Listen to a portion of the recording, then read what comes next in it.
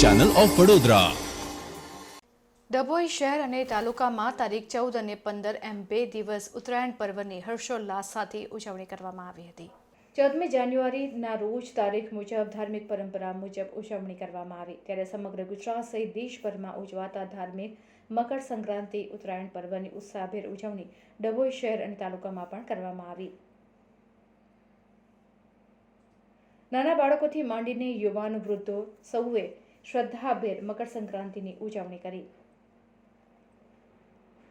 મકર સંક્રાંતિના દિવસે દાન પુણ્યનું પણ મહત્વ રહેલું હોય છે, ત્યારે આકાશચુંબી પતંગો ઉડાવીને સૌએ ઉત્તરાયણ પર્વની ઉજવણી કરી હતી।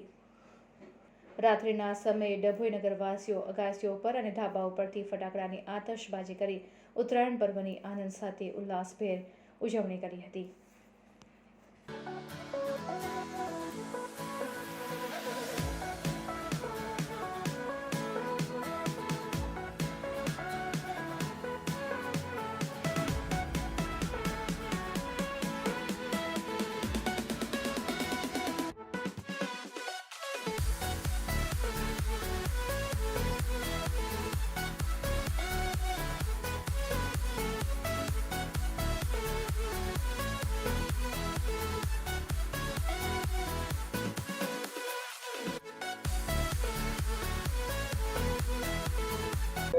Okay sir.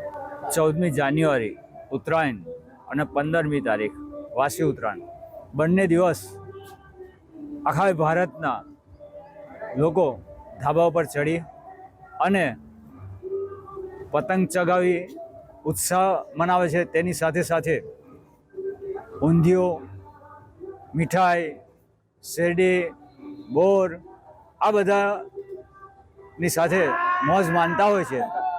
અને હવેના સંજોગોમાં રોજ સાંજે દારૂખાનું ફોડી અને આતશબાજી કરી અને ઉત્સવને ઉજવતા હોય છે। આપ સૌને ઉત્તરાયણની હું શુભકામનાઓ પાઠવું છું।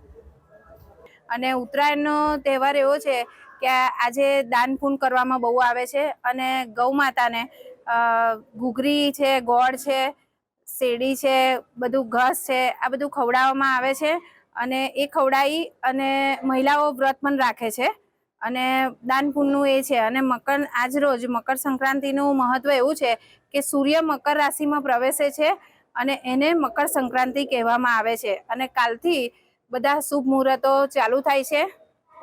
અને ઉત્તરાયણ પર્વે હું બધાને શુભેચ્છા પાઠવું છું કે આજનો તહેવાર ખૂબ સારો અને બહુ મોજ મજાથી બધા ઉજવે છે।